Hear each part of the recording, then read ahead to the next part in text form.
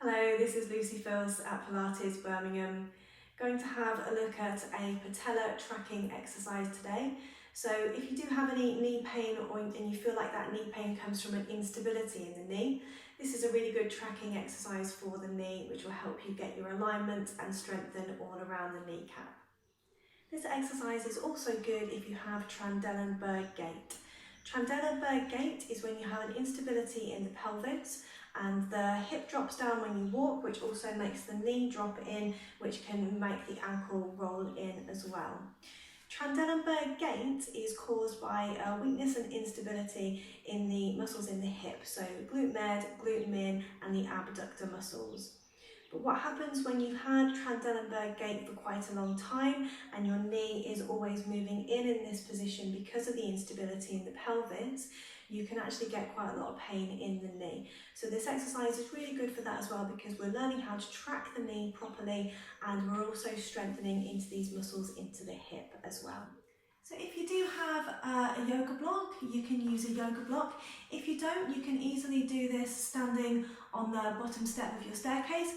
Don't do it standing on the top step, do it standing on the bottom step, so you've got a banister and a wall to hold onto. It's a rare exercise when you'll get to see me in shorts. This doesn't happen very often. So you're going to have your block set down and we'll work on the right leg. So you'll have your right foot onto the block.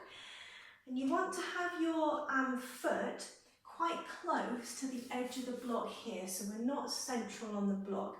And it's the same as if you were stood, your stairs would be going up this way, so you would be stood side onto the stairs, so either holding onto the banister in front of you or onto a wall in front of you, so you won't necessarily have a wall to the side, but you'll have something in front of you.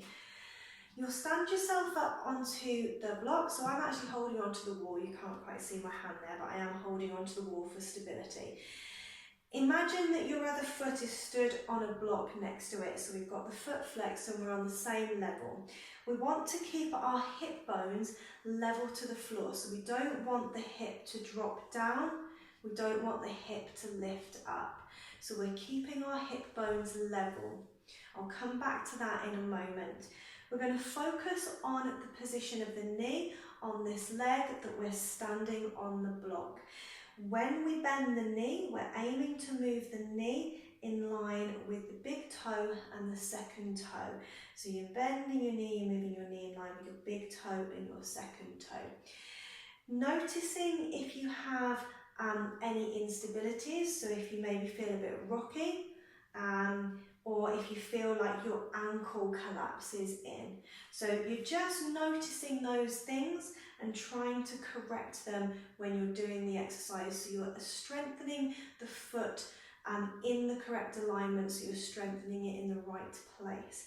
So you're moving your knee in line with your big toe and your second toe. Once you get really used to that and you feel like your alignment and your stability is doing well, start to really use all the muscles through the leg. So when you move your knee in line with your toe, when you straighten the leg, squeeze into the muscle in the bottom, grip into the hip. And also when you straighten the leg, draw right up into the quads, so you're feeling like you're lifting your kneecap up. So you're moving your knee in line with your toe. As you straighten, draw up into the quads, draw up into the glutes, move into the hip and strengthen the hip. So this is good obviously for tracking the knee, aligning the patella, strengthening in alignment. And the reason why it's good for your Trandelenburg Gait, because you're strengthening into your adductors and into your glute med and glute min as well. What we don't want to do is to allow that hip to roll in and to allow that to drop down. So you're really working with your full alignment, strengthening all the way through into the hip as well. So we'll just do a little bit on the other side. Now usually if you've got something on the side of you to lean on, it's best if you can lean on something on this side, on the opposite side of the leg that you're doing. But obviously if you're on a staircase, you would then turn and face the other way and you would use something the other way, the banister or the wall. If like me, you've only got something on one side, then that can make do.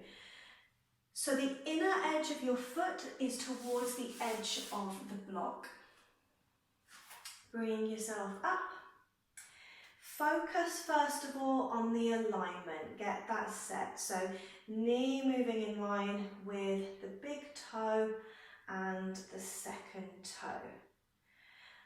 Particularly if you do have a Trandelenburg Gait, you're probably going to find that that knee is moving in quite a lot, and you'll be rotating through the pelvis as well.